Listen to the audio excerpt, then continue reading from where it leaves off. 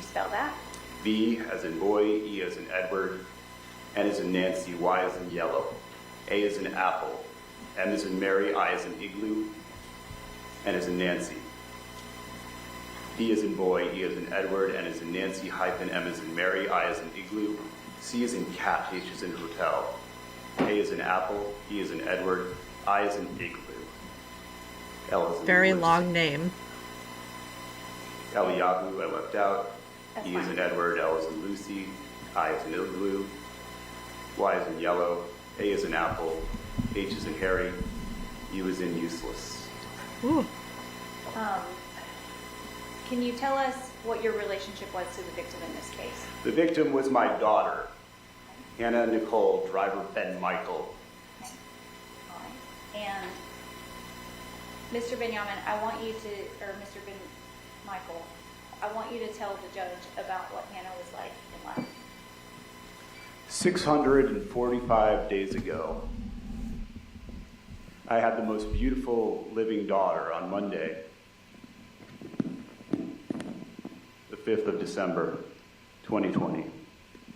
She was dressed in a tiny,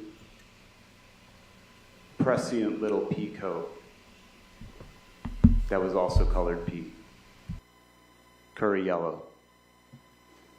We were at a rest stop in McDowell, North Carolina, and I brought her toward her favorite thing, the arbors, in the middle of the rest stop where the grass was green and the trees were tall and the roots were old and ripped up. I like to call her Naima, which means pleasantness, and she was pleasant to all she came and encountered. The most pleasant. What was her disposition and demeanor like? While we stood at that tree, she counted every layer of the roots. She was 13 months old. She had had a penchant for trees since she was a month and a half year old. She was sweet. There are babies that are planned. We know what the opposite of that is. But then there are babies that are planned. This child was deliberate, intentional, and the mental work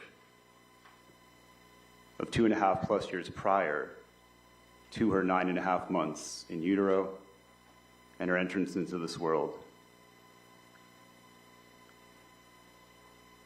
There are a very special sister with 3 babies. And by the last one, Eliana, we came up with a term. There are forward-facing babies and not forward-facing babies. I have an older daughter who's estranged, you've heard about here, named Eiley. She was not a forward-facing baby. Eiley cared about mommy and daddy. You put her head in your armpit and you were wherever you were, and that was not Hannah Nicole.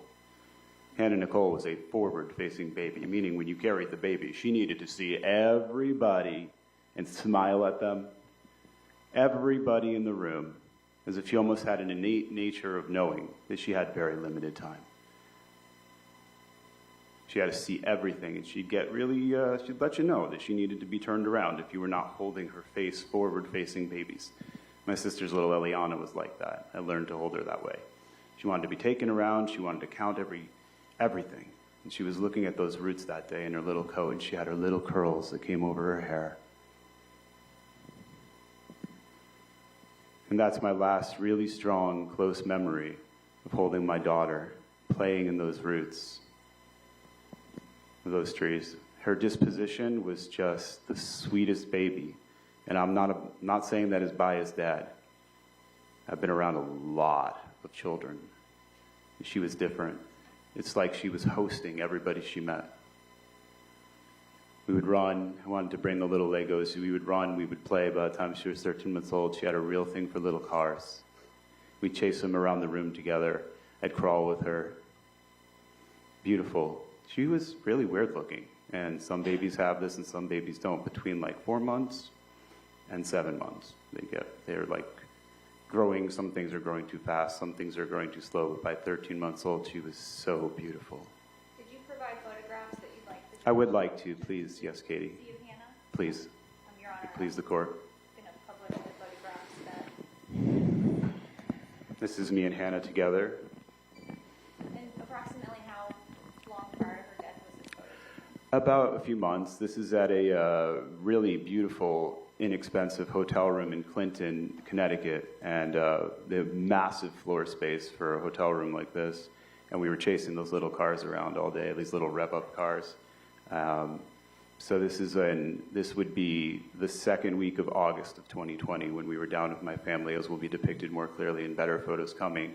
And my brother-in-law, Nathaniel Lewis, and my sister and her 3 children were all here meeting their cousin. This is in May of 2020. This is the quartz sand of Siesta Key, Sarasota. And we were spending a lot of time there. We were spending time at Nokomis and Venice Beach, the adjacent smaller beaches, and we would come in her wagon. And you can see what she's doing. See, she's not a passive baby. She would grab the handle of the wagon and look at me like it was the most fun thing to get and smile at Daddy at Dover, just to smile into my eyes and say, look, I'm leading the wagon. She'd do it every day. She'd take hold of the handle and say, I steer this. This is my wagon. And this is in Clinton, Connecticut again. And you can see, if you want to see her nature, that's her nature. That's her nature. Was she a happy baby? She was excited and happy and engaging, and she'd come up to you and want to just learn everything. She'd want to touch you and smile. She'd want to get inside you and let you know that you should be happy too. Grandma threw a tennis ball a little too fast. What? Yeah, that's a picture from, a little bit of the weirder period, where some of the eyes are growing, things are growing a little too fast and out of line. And I know this is the preferred thumbnail for the court, but that was when she was looking a little silly. So that was probably back at about April of 2020. This is my parents' living room, where she would come up to this piano over here, and she had a knack, and she would start. I'd be playing piano. I've been playing piano since I was 3 years old, and I would ensconce her and encompass her in all my music, and she would come in the middle, near the middle C, and she would start doing things that actually made sense. And then she'd look at you, and she'd show you she could have a beat. My older daughter, Eiley, has an immense amount of musical talent, but she could never keep a beat, but she would come up with things. But Naima, Hannah Nicole, she could tell where the beat was. She knew where the beat of life was. She knew where to enter the room. She knew where to look at you. She knew where the camera was. Cars that you spoke of she enjoyed playing with? No, these are very little cars that you'd pull and they'd zoom around the room. This is actually a toy that I had going back to when I was a child, and it has a revolver inside, like a revolving scoop, and it goes around, and it's funny, it collects toys into its dump truck. This is a xylophone that was my sister's over here. Little cup. She rode that little Pumobile behind her everywhere in my parents' house, and she was amazing because sometimes, as a mother, you wanted to sleep a little bit more. Chloe would go over, Kui would go over, and she would open the bedroom door and lay back down, and she'd thunder down the hallway. She'd just crawl down because we had this whole area on the second floor, safe, the dogs in the kitchen, the stairs over here blocked, and she had this living room up the hallway to the bedrooms, and you'd hear her. My mom still imagines the beauty of her grandchild thundering down the hallway, crawling thunderously. She'd come and she'd play, and my Eiley couldn't leave her for 3 minutes, even when she was 12, 11 months old. Constant attention, not Hannah Nicole. Hannah Nicole, she got in the living room with her stuff. She'd make a story. You could leave her playing there for 20 minutes. She'd make up a world. She'd put the dolls. She had things at 11 months old, 13 months old. She'd be piling cars. She'd be making a whole story and happily playing. And somebody comes, smile, go over, pet the dogs. This was her world. Everything here, Grandma made the entire house her world. That's why we were there. Sir, the purpose of this hearing today is to give the court an understanding of sort of the impact of the actions of... Nobody can weigh the potential of the impact. When you lose Grandma and you lose Grandpa and you are not estranged, you have a life, a rich life lived. You have memories. It's painful. It's a natural process and cycle of life. When you lose a baby, when somebody entitles themselves by whatever precipitation, you can get into the moral philosophy if it is okay or not okay. Do you own your life? Can you take your life? But when you entitle yourself by whatever precipitations, by whatever precipitated your mind without getting into the weeds, to decide you are entitled to take somebody else's life based on your opinion of whatever kind of mental illness, lack of mental illness, acting, pretending you're in mental illness, overlaying, masking, it doesn't matter. There is no wiggle room where you are entitled to take somebody else's life because of your impression or opinion. They are there to live life and discover what life is for themselves. The impact of losing Hannah Nicole, driver Ben Michael, cannot be measured. We sat around in the waves of some luxurious beach somewhere for 2.5 years, speaking tenderly to each other, dreaming our daughter. Before she was born, buying her the highest level, best things, doting on her. Nobody knows. Deanna doesn't know. Jeff doesn't know. Your Honor, you don't know. Nobody knows. She could have grown up and given humanity cures to things we don't even have diseases for yet. How can you measure the potential? How can you look at a father and say, the image I have of a 5-year-old, of a kindergartner, I lost the potential, I lost the view. The most unplanned child, to the most unprepared parents, is a travesty and a tragedy of the highest order that the parents may never be able to even articulate the pain and loss of. And now you're talking about a baby who was not just planned, but planned. A baby who was meant to put their best foot forward. A baby who was taught to have a moral and cultural consciousness that would give to humanity whatever she could possibly find as her niche and knack in the world. To measure the impact and loss privately, I'm a very hard individual. I've lived a very particular life in countries that are not here to get knowledge and find things. I'm not a good model for initial reactions. In other words, I'm extremely stoic. That doesn't mean there wasn't 13 months after, and every private moment when I screeched like a frightened 7-year-old girl, where I sat for 3 months in a van just screaming and screaming and screaming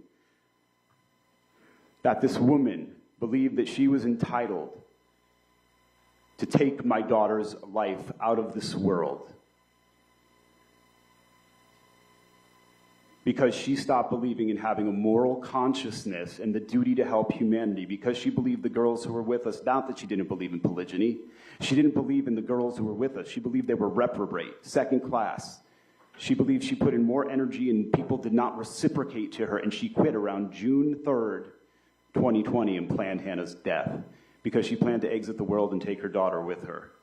She may have even abused her and felt that there was some issue on a phone call between taking the girls to Connecticut when she said, if you don't get your ass back down here to the South as quickly as you possibly can, I will throw this baby on the floor because I'm tired of her screaming and I can't get her to go to sleep the way you do, which was a beautiful segue that I love spending time with my daughter, putting her to sleep. It was like my job to put her against my heart. We spent lots of time rocking and going into sleep, and Chloe just had triggers from being raped and abused as a child, suffocated and jumped on by a drunken Eric driver who caused her to be triggered by sleep. And she doesn't even know it herself. I apologize. I'm very emotional. I understand, but the purpose of this hearing is about Hannah and the loss of Hannah and the And impact. this is the impact on me.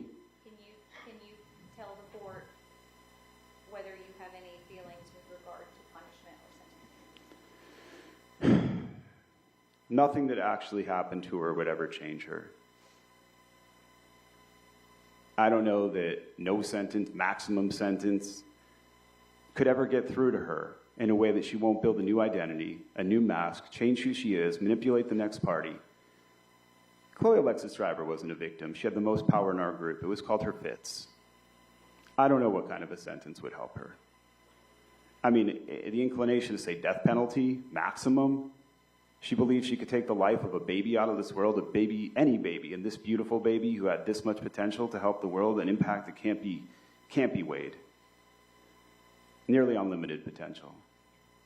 Can we see the others? Photos? Yeah. There's a whole nother email with the ones with the family. These are the ones that I have. She didn't send that. All right. Wow. That was a lot. When I was watching this trial, I didn't see him on the stand at all. I don't think he took the stand up until this point, right before sentencing. So everything that he had been thinking and feeling, he was going to put it out there and really let everybody know exactly how he felt about the situation and about Chloe.